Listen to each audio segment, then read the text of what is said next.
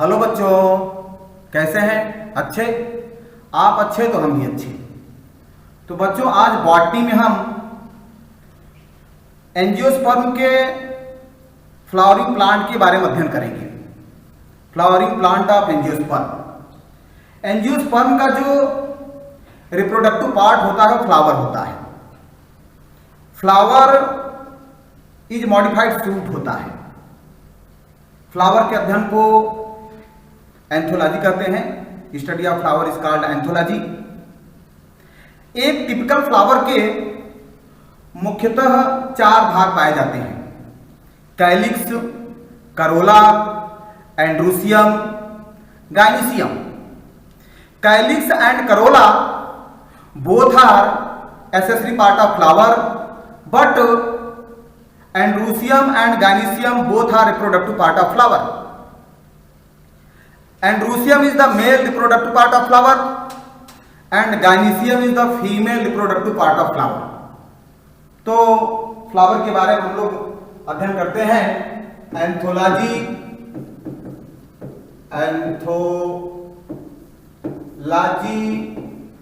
is the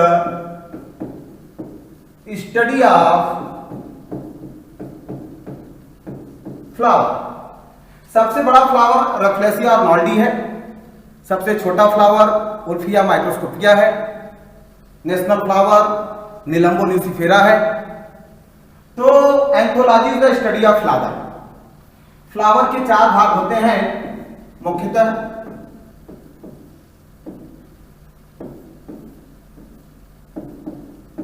calyx,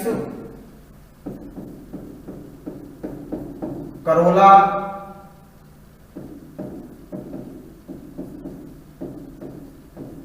एंड्रूसियम and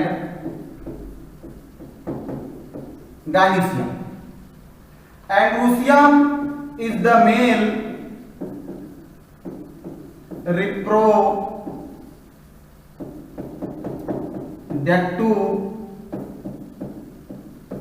part of flower. Gynoecium is the female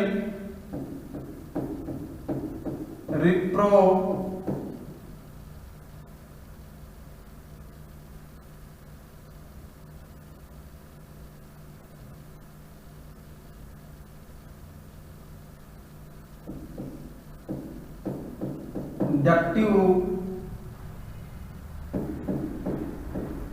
part of flower.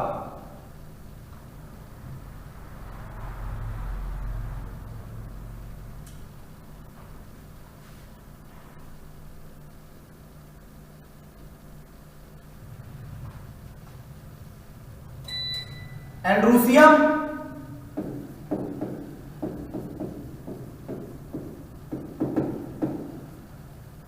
की इकाई को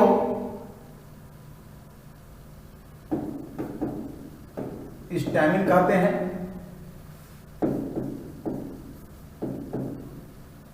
Kallis की इकाई को सेपल कहते हैं। करोला की इकाई को पेटल कहते हैं। इकाई माने एक संख्या। हम अपने आप में एक इकाई है। इकाई मीन्स एक संख्या। तो एंड्रूसियम की इकाई को stamen. Stamen is also known as microsporophyll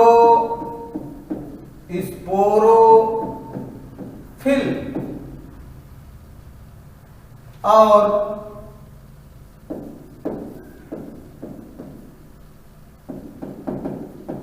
गाइनिसियम की इकाई को कार्पेल कहते हैं। एक स्टैमेन के मुख्यतः 3 भाग होते हैं: एंथर, परागकोश हिंदी में कहते हैं, कनेक्टिव, योज, फिलामेंट, उतम। ये संरचना है ये फिलामेंट है, एक कनेक्टिव है, ये एंथा है। अब इसी एंथर में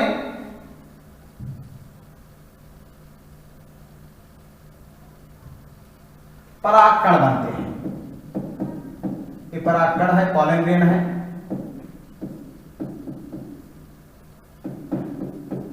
माइक्रो स्पोर्स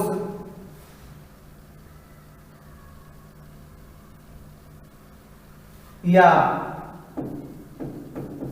पॉलन ग्रेन भी कहते हैं। माइक्रोस्पोर्स या पॉलन ग्रेन हैप्लॉइड होता है। कार्पेल की चर्चा करते हैं।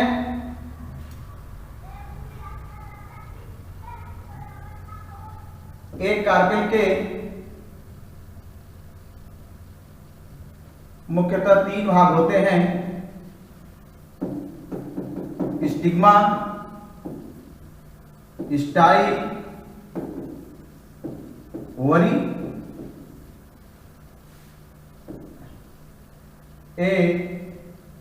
स्टिग्मा है खुला हुआ भाग,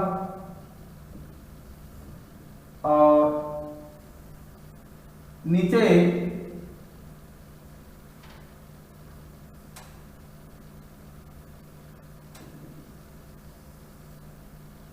ओवरी है। स्टिग्मा है, स्टाइल है, ओवरी है।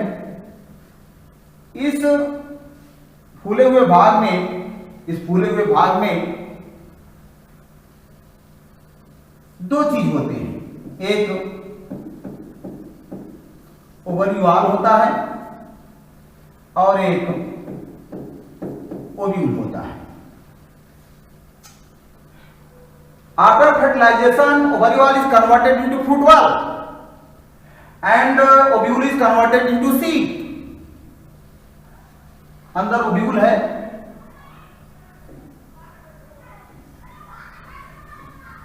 ये ओव्यूल की संरचना है। After fertilisation, ovule is converted into seed, ovary wall converted into fruit wall, and fruit wall is 3 types: epicarp, mesocarp, endocarp। अगर epicarp, एक हम आम का उदाहरण देते हैं। आम का जो ऊपर वाला छिलका होता है, ऊपरी जो छिलका होता है, उसे epicarp कहते हैं। उसका जो मांसल भाग होता है जिसको हम खाते हैं, गुज्जा जो होता है, वह मेसोकार्प है। और अंदर उसका जो कठोर भाग होता है उसे इंडोकार्प कहते हैं। तो इस प्रकार मैंगो की बात करें, मैंगीफेरा इंडिका की बात करें, तो ओवरीवाल जो फ्रूट वाल है, इपिकार्प, मेसोकार्प, इंडोकार्प, उसके इंडोकार्प को जब फोड़ा जाता है तो अंदर सीड मिलता है। तो यानी after fertilization, ovary is converted into fruit.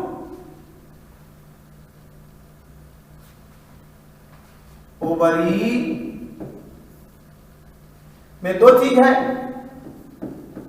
एक ओवरीवाल है और एक ओव्यूल है। ओवरीवाल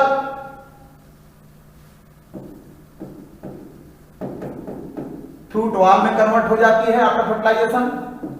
ovule is converted into seed after fertilization. और फ्रूट वाल और सीड मिलकर के फ्रूट बनाते हैं। इस प्रकार परिपक्व ओवरी को ही फ्रूट कहते हैं। परिपक्व ओवरी को ही फ्रूट कहते हैं। और फ्रूट के अध्ययन को कार्पोलॉजी या पोमोलॉजी कहते हैं। कार्पोलॉजी या pomology is the study of fruit. और फ्रूट वाल 3 प्रकार का है: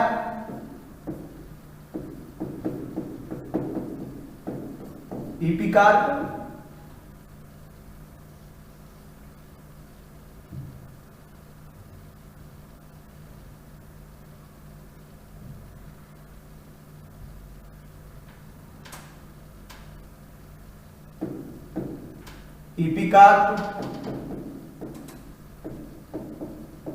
मेसोकार्प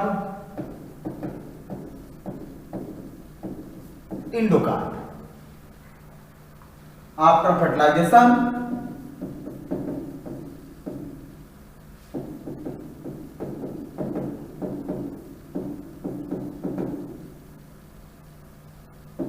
ovary is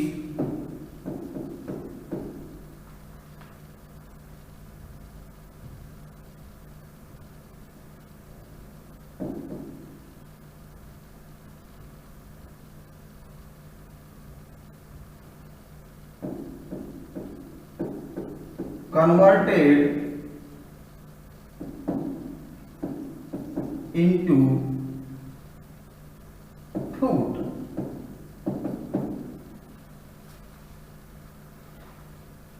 तो फ्रूट के अध्ययन को पोमोलॉजी या कार्पोलॉजी कहते हैं। अब हम पढ़ेंगे एंड्रूसियम की इकाई स्टैमेन या माइक्रोस्पोरोफिल। उस स्टैमेन के जो 3 पार्ट हैं, एंथर है, कनेक्टिव है, फिलामेंट है, और उस एंथर में कैसे परागकण बनते हैं। एक एंथर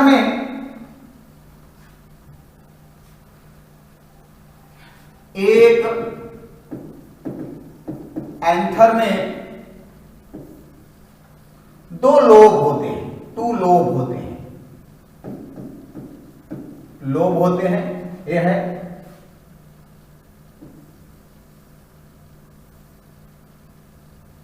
एक एंथर में 2 लोब होते हैं, ये लोब है।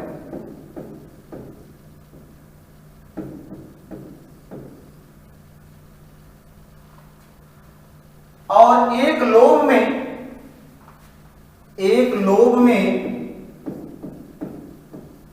एक चैम्बर होता है।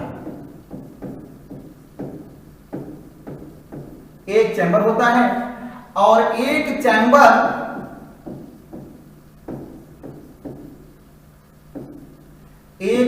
को एक माइक्रोस्पोरेंजियम कहते हैं। एक चैम्बर को एक माइक्रोस्पोरेंजियम। इस प्रकार एक एंथर में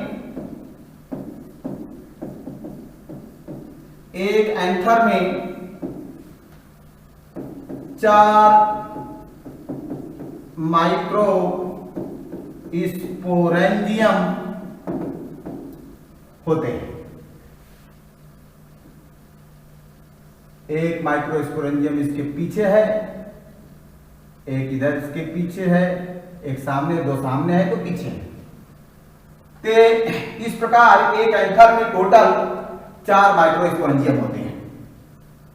इसी माइक्रोस्पोरेंजियम में पॉलन ग्रेन या परागकण या माइक्रोस्पोर्स बनते हैं। और माइक्रोस्पोर्स या परागकण बनने की क्रिया को माइक्रोस्पोरोजेनेसिस कहते हैं।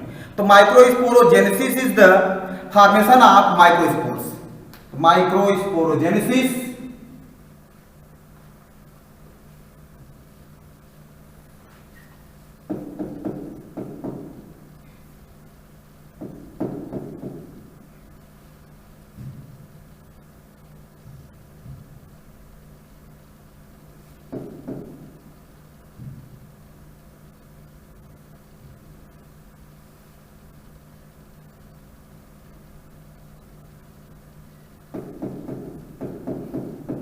माइक्रोस्पोरोजेनेसिस means formation of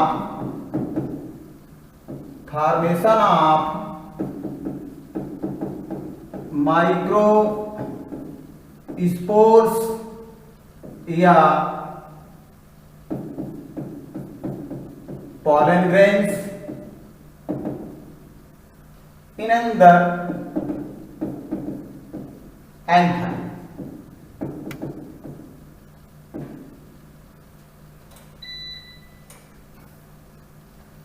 तो माइक्रोस्पोरोजेनेसिस के बारे में पढ़ते हैं। माइक्रोस्पोरोजेनेसिस एक यंग एंथर का टीएस काट करके अगर हम देखें तो यह एपिडर्मिस से घिरा हुआ मेरिस्टेमेटिक कोशिकाओं का समूह होता है जिसकी संरचना अंडाकार होती है। बाद में इसमें 4 कोनों पर जो है एपिडर्मिस के नीचे वाली कोशिका, एक एक कोशिका हाइपोडर्मल सेल, जिसे हम आर्चिस्पोरियल सेल कहते हैं, जीव द्रव की भरपूर मात्रा के कारण वह अन्य कोशिकाओं से कुछ बड़ी हो जाती है। ऐसी आर्चिस्पोरियल सेल 4 बनती हैं और आर्चिस्पोरियल सेल में विभाजन होता है। आर्चिस्पोरियल सेल विभाजित होकर के 2 कोशिकाएं बनाती हैं। ऊपर की तरफ एपिडर्मिस से सटी हुई कोशिका को प्राइमरी पेराइटल सेल कहते हैं और प्राइमरी पेराइटल सेल के ठीक बिलो प्राइमरी माइक्रोस्पोरोजिनस सेल होता है। प्राइमरी पेराइटल सेल विभाजित होकर के कोशिकाओं की 3 से 5 परत बनाती है, जबकि प्राइमरी माइक्रोस्पोरोजिनस सेल 2 या 3 बार विभाजित होकर के माइक्रोस्पोर मदर सेल का कार्य करने लगती है। माइक्रोस्पोर मदर सेल डिप्लॉयड होता है, द्विगुणित होता है। माइक्रोस्पोर मदर सेल में अर्धसूत्री विभाजन होता है, रिडक्शन डिवीजन होता है, मियोसिस होता है, जिसके फलस्वरूप 4 माइक्रोस्पोर्स या 4 पॉलन ग्रेन बनते हैं। तो अगर हम माइक्रोस्पोर की चर्चा करें कि माइक्रोस्पोर कहां बनता है, तो माइक्रोस्पोर एंथर के माइक्रोस्पोरेंजियम में माइक्रोस्पोर मदर सेल के अर्धसूत्री विभाजन के फलस्वरूप बनता है और माइक्रोस्पोर्स हैप्लॉइड होता है। पॉलन ग्रेन्स या माइक्रोस्पोर्स आर हैप्लॉइड। अब माइक्रोस्पोर्स जब बन जाता है तो एपिडर्मिस के नीचे वाली कोशिका एंडोथीसियम होती है। एंडोथीसियम की वे कोशिकाएं जहां से एंथर को फटना होता है, वहां उसकी भित्ति जो होती है पतली होती है। उस स्थान को, उस क्षेत्र को, उस एरिया को स्टोमियम कहते हैं, रंध्रक कहते हैं। वहीं से एंथर फटता है और जो परागकण होते हैं, पॉलन ग्रेन्स होते हैं, वे सब एक साथ बाहर निकल आते हैं और हवा के माध्यम से, जल के माध्यम से, जंतु के माध्यम से, कीट के माध्यम से वे स्टिग्मा तक पहुंचते हैं। तो माइक्रोस्पोर्स या पॉलन ग्रेन का एंथर से निकल करके, परागकोश से निकल करके स्टिग्मा तक पहुंचने की क्रिया को पॉलिनेशन कहते हैं। तो transfer of pollen grains from anther to stigma, the whole phenomena is called pollination. मान लीजिए एंथर है और ए है कार्पेल के 3 भाग, स्टिग्मा, स्टाइल और ओवरी। इसी ओवरी में ओव्यूल होता है।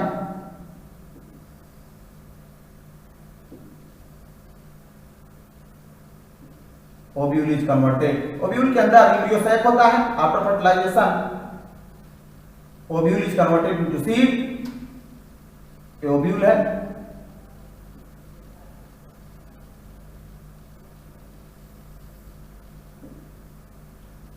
ओव्यूल भी कई प्रकार के होते हैं, आगे इसकी चर्चा करेंगे। ये एम्ब्रियो सैक है। एम्ब्रियो सैक में निषेचन के पूर्व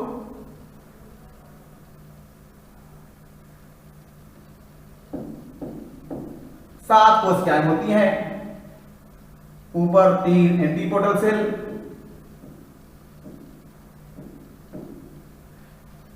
नीचे एक सेल, पार्श्व में इसके सिनर्जी सेल या हेल्पिंग सेल, और बीच में एक सेकेंडरी न्यूक्लियस होता है, डिप्लॉयड होता है। बाकी एंटीपोडल सेल, ऊपर वाला एंटीपोडल सेल, नीचे वाला जो है बीच वाला एक सेल, उसके साइड में हेल्पिंग सेल।